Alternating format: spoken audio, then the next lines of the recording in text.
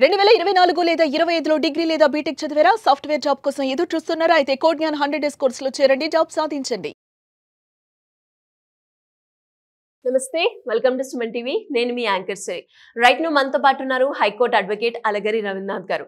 ఈ మధ్య కాలంలో విపరీతంగా అక్రమ సంబంధం కేసులు అయితే చాలా ఎక్కువైపోయాయి అని చెప్పొచ్చు. అందులో భాగంగానే ఎవరైనా కూడా ఎస్పెషల్లీ భర్త అక్రమ సంబంధం పెట్టుకున్నాడు అని తెలిసినప్పుడు భార్య చట్టాన్ని అప్రోచించి చట్ట ప్రకారంగా చర్యలు తీసుకోవాలి అంటే ఎలా ఉంటుంది, వాటి యొక్క ఆధారాలను ఏ విధంగా మనం సేకరించవచ్చు, వీటి గురించి క్లియర్గా ఎక్స్ప్లెయిన్ చేయడానికి మనతో పాటు ఉన్నారు అలగరి రవీంద్రనాథ్ గారు. అడిగి తెలుసుకునే ప్రయత్నం చేద్దాం. నమస్కారం అలగరి రవీంద్రనాథ్ గారు. నమస్తే అండి శ్రీ గారు.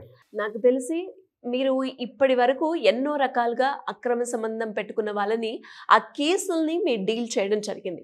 సో మరి అలా ఎవరైనా కూడా భర్త అక్రమ సంబంధం పెట్టుకున్నాడు అని భార్యకు తెలిసినప్పుడు భార్య నేను చట్టాన్ని అప్రోచ్ అవ్వాలి అన్నప్పుడు చట్ట ప్రకారంగా తను ఎలాంటి చర్యలు తీసుకోవచ్చు, ఎస్పెషల్లీ ఆధారాలని ఏ రకంగా తను సేకరించవచ్చు అంటారు?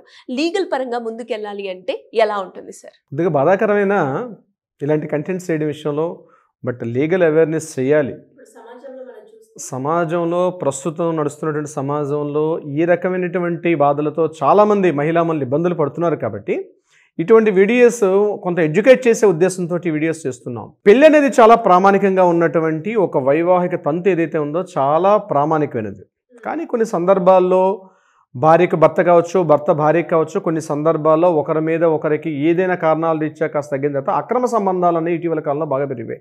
అది నేనే చెప్పలేదు, సాక్షాత్తు సుప్రీంకోర్టు కూడా అనేక సందర్భాల్లో తీర్పుల విషయంలో కూడా అలహాబాద్ హైకోర్టు అయితేనేమి, ఢిల్లీ హైకోర్టు అయితేనేమి, సుప్రీంకోర్టు కూడా ఈ రకమైన ఇల్లీగల్ అఫేర్స్ అన్నవి మన సొసైటీలో చాలా ఎక్కువగా చూస్తున్నాం. సో ఇటువంటి అక్రమ సంబంధాలని మనం కోర్టులో ప్రూవ్ చేయొచ్చా? తన భర్త తన కళ్ళ ముందే తనని కాదనుకుంటూ వేరే అమ్మాయితో రిలేషన్షిప్లో తిరుగుతునేటప్పుడు దీనిని మనం ఆ అమ్మాయి డైజెస్ట్ చేసుకోలేకపోతే, ఒక భార్య తన్ని డైజెస్ట్ చేసుకోలేదు, దీన్ని కోర్టులో ఎలా ప్రూవ్ చేయాలి, అసలు ఆధారాలు ఎలా సేకరించాలి, ఎటువంటి ఆధారాలు సేకరిస్తే కోర్టు యాక్సెప్టెన్స్ ఇస్తుంది, కోర్టులో ఎటువంటి ఆధారాలతో అతనిపై చర్య తీసుకోవచ్చా, చర్య తీసుకోలేమా అన్నది ఈ వీడియోలో మనం డిస్కస్ చేద్దాం. సో ఫస్ట్ హాఫ్ ఏంటంటే కోర్టు రెండు రకాల ఎవిడెన్స్ చూస్తుంది. ఒకటి డైరెక్ట్ ఎవిడెన్స్, రెండు సర్కమ్స్టాన్షియల్ ఎవిడెన్స్ అంటారు దీనికి.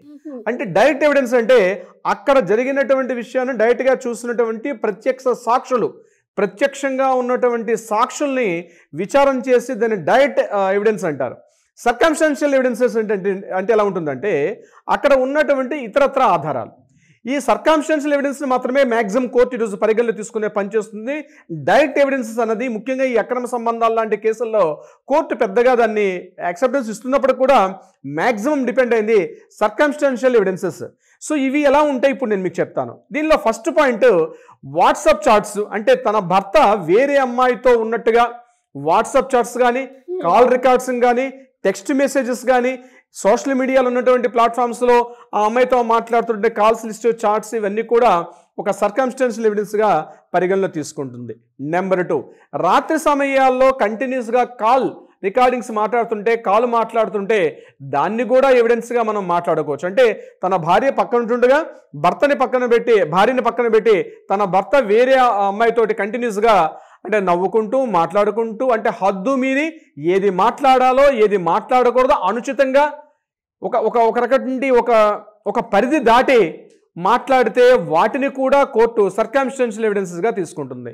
ఇక నెంబర్ 3, ఒకటి వీళ్ళు ఎక్కడైనా కలిసి తన భర్త వేరే అమ్మాయితోటి ఇతరత్ర ఏదైనా హోటల్లో కానీ లాడ్జెస్లో కానీ ఉంటే అక్కడ ఉన్నటువంటి హోటల్ బిల్స్, లాడ్జ్ బిల్స్, వీరే ఎక్కడైనా రెస్టారెంట్లో వాళ్ళు ఏదైనా ఫుడ్ అట్లా తీసుకుంటే ఆ యొక్క బిల్స్, అక్కడ ఏదైనా దగ్గరలో అవకాశం ఉంటే సీసీ ఫుటేజెస్ అవి కూడా మనం తీసుకునే ప్రయత్నం చేయొచ్చు. ఇక 4వది ఫ్లైట్ టికెట్స్ లేదా బస్ టికెట్స్, ట్రైన్ టికెట్స్, లేదా కార్ ఏదైనా హైర్ చేసుకుంటూ తన భర్త వేరే చోటుకి ఏదో ఆఫీస్ పని మీద వెళ్తున్నానని చెప్పి వేరే ప్లేస్కి వెళ్తునేటప్పుడు ఆ అమ్మాయితో తను ఉన్నాడని చెప్పి చూపించేటటువంటి ఆధారాలు, అటువంటి ఫ్లైట్ టికెట్స్ కానీ బస్ టికెట్స్ కానీ, లేదా ఇప్పుడు నేను చెప్పినటువంటి కారు హైర్ చేసుకుంటూ వెళ్ళడం, లేదా తన కారులోనే తన అమ్మాయితో వెళ్తున్నటువంటి ఎక్కడైనా టోల్ గేట్స్లో ఉన్నటువంటి ఆ టోల్ గేట్ తాలూకా సీసీ ఫుటేజెస్ కానీ ఇలాంటివన్నీ కూడా సర్కమ్స్టాన్షియల్ ఎవిడెన్స్గా పనిచేస్తాయి. దీంతో పాటు మరొకటి బ్యాంక్ ట్రాన్సాక్షన్స్.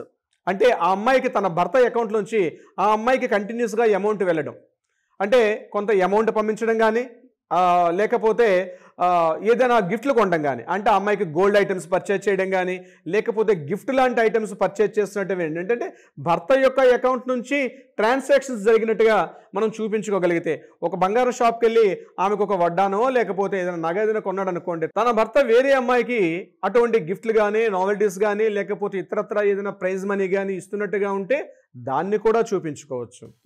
ఆఫీస్ పని మీద, లేకపోతే హోటల్స్, రెస్టారెంట్, ఇప్పుడు నేను చెప్పినట్టుగా అక్కడికి వెళ్తే అది కూడా చూపించుకునే సందర్భం ఉంటుంది. అంటే ఇటీవల కాలంలో ఏమైందంటే, నేను ఆఫీస్ పని మీద వెళ్తున్నాను అని చెప్పి తన భర్త అమ్మాయితో వెళ్తున్నాడు, అదే సమయంలో ఆ అమ్మాయి కూడా అక్కడే ఉన్నట్టుగా మన ఆధారాలు చూపించుకోగలిగితే ఇవన్నీ కూడా సర్కమ్స్టాన్షియల్ ఎవిడెన్సెస్గా ఇవన్నీ కూడా పనిచేస్తాయి.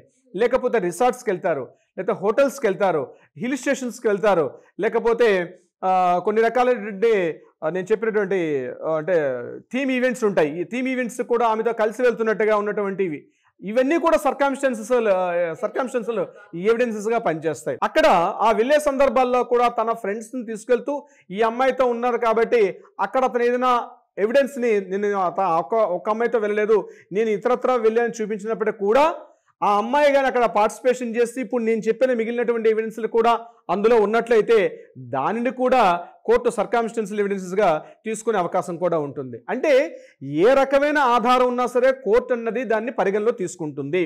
WhatsApp, chats, email, social media ఒక్కటే కాకుండా ఇప్పుడు నేను చెప్పినటువంటి ఇన్ని పాయింట్స్లో ఏ పాయింట్ని కూడా మనం కోర్టులో నిరూపణ చేసుకునేడానికి అవకాశం ఉంటుంది. అయితే ఇక్కడ మన మహిళలు గుర్తుపెట్టుకోవాల్సింది సెక్షన్ IPC 497 అంటే అడల్టరీ.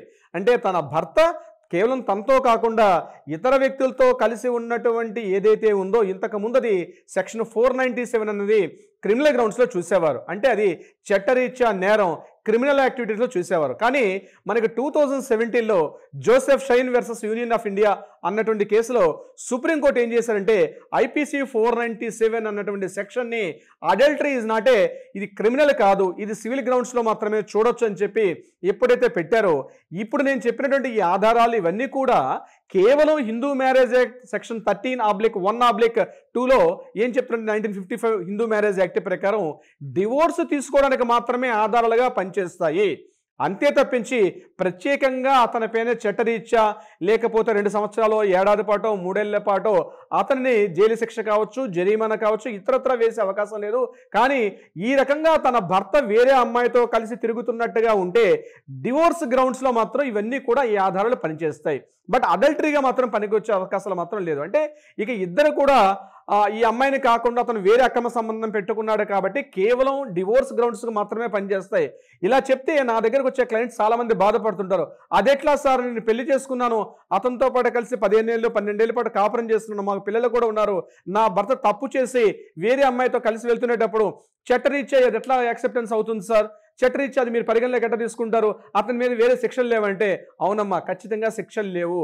ఎందుకంటే చట్టం అనేది కేవలం ఇక్కడ క్రిమినల్ చర్యలు తీసుకోవడం కాదు. ఇప్పుడు నేను చెప్పినటువంటి 2017లో సుప్రీంకోర్టు ఇచ్చినటువంటి జడ్జిమెంట్ రీత్యా 497 ఎప్పుడైతే కొట్టేశారో, తన భర్త వేరే అమ్మాయితో అక్రమ సంబంధం కలిగినప్పుడు చట్టపరంగా ఎటువంటి చర్యలు తీసుకోలేనప్పటికీ కూడా కేవలం డివోర్స్ గ్రౌండ్ రియాలిటీకి మాత్రం ఖచ్చితంగా ఇప్పుడు నేను చెప్పే ఎవిడెన్స్లు కూడా అన్ని కూడా పనిచేస్తాయంటే, ఎలా ఉన్నాడు, తన భర్త వేరే అమ్మాయితో ఉన్నాడు కాబట్టి ఆ కారణంతో డివోర్స్ కావాలని చెప్పి కోర్టుకు అడగొచ్చు తప్పించి ఇతరత్ర కారణాల ద్వారా డివోర్స్ అనేది కొన్ని సందర్భాల్లో పనిచేయనప్పుడు ఇప్పుడు ఇవన్నీ కూడా ఆధారాలు కానీ సేకరించి పెట్టుకుంటే గొడవలు లేకుండా ఆ 2 కుటుంబాలని కూడా కోర్టు ద్వారా ఒక కోర్టు ఆర్డర్ ద్వారా ఖచ్చితంగా వాళ్ళు డివోర్స్ చేసుకునే అవకాశం ఉంటుంది, ఈ గ్రౌండ్ రియాలిటీస్ అన్నీ కూడా. బట్ ఏదేమైనప్పుడు కూడా భర్త అక్రమ సంబంధం అని చెప్పి అతని మీద చేయి చేసుకోవడం కానీ, అతన్ని కొట్టడం కానీ, అతన్ని తన కుటుంబ సభ్యుల మధ్య కానీ, ఊరి మధ్యలో కానీ, వీధి పెద్దల మధ్య, మత పెద్దల మధ్య, కుల పెద్దల మధ్య అతన్ని డిఫమేషన్ చేస్తే మాత్రం మరలా అతన్ని మీ పైన డిఫమేషన్ తీసుకునే చర్యలు కూడా ఉండే అవకాశం ఉంటుంది. డెఫినెట్గా మీరు చట్టాన్ని మీరు చేతుల్లో తీసుకోకూడదు. డెఫినెట్గా గుర్తుపెట్టుకోండి, అతను అక్రమ సంబంధాన్ని కలిగి ఉన్నాడు, అతను మీరు కాదనుకుంటున్నాడు కాబట్టి అతను వేరే అమ్మాయితో కలిసి ఉంటున్నాడు. సో వేరే అమ్మాయితో కలిసి ఉన్నప్పుడు మిమ్మల్ని వద్దనుకుంటున్నాడు కాబట్టి ఇక్కడ గ్రౌండ్ రియాలిటీ కేవలం ఫర్ డివోర్స్కి మాత్రమే చేస్తారు. ఈ వీడియో చూస్తున్న కొంతమంది సోదరులకి వారి మనోభావాలు దెబ్బతినే అవకాశం ఉండొచ్చు, కానీ చట్టాలు అదే ఉన్నాయి కాబట్టి అదే మేము చెప్పాలి, అదే విషయం ఉన్న వస్తుందని తెలియపరుస్తున్నాం. గొడవలు, కొట్లాడుకోవడాలు, ఒకరి మీద ఒకరు హత్య ప్రయత్నాలు చేసుకుంటే ఇవాళ మనం చూస్తున్నాం చాలా మర్డర్ కేసులన్నీ కూడా హత్య యత్నాలు, మర్డర్స్ చేసుకోవడం అంతా కూడా ఈ అడల్టరీ ఏదైతే అక్రమ సంబంధాలు దీన్ని దాటిస్తాయి వీటిని అడ్డుకట్ట వేయాలనే కోర్టు ఏం చెప్తుందంటే డివోర్స్ గ్రౌండ్ రియాలిటీగా ఇప్పుడు నేను చెప్తున్నా కూడా కారణాలు పనికొస్తాయి తప్పించి అతన్ని మీద ఫిజికల్ హ్యాండ్లింగ్ చేయడం, కొట్టడం, చంపడం అనేది అది ఇంకొక క్రిమినల్ చర్య అవుతుంది. మళ్ళీ అది కూడా మీకు ఇబ్బంది కలిగే అవకాశం కూడా ఉండే అవకాశం ఉంటుంది సిరి గారు. మరి మీరు అన్నట్టుగానే సార్, ఇంకా ఇలాంటి సిచ్యువేషన్ లో ఎవరైనా కూడా ఉన్నప్పుడు మేము చట్ట ప్రకారంగా ముందుకెళ్ళాలి, మాకు మీ గైడెన్స్ కావాలి అనుకున్నప్పుడు ఏ విధంగా మిమ్మల్ని అప్రోచ్ అయ్యే ఛాన్స్ ఉందంటారు? తప్పనిసరిగా సిరి గారు, ఎవరైనా ఇటువంటి కుటుంబ సంబంధాలు, బాంధవ్యాలు, రిలేషన్స్ వీటిలో ఇబ్బందులు పడుతుంటే తక్షణం ఒక అడ్వకేట్ సహాయం తీసుకోండి. కింద స్క్రోల్ అవుతున్న మనని కాంటాక్ట్ చేయండి.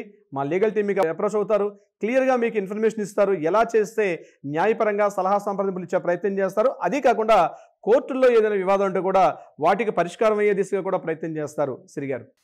Thank you sir, thank you so much. Thank you so much Sri గారు.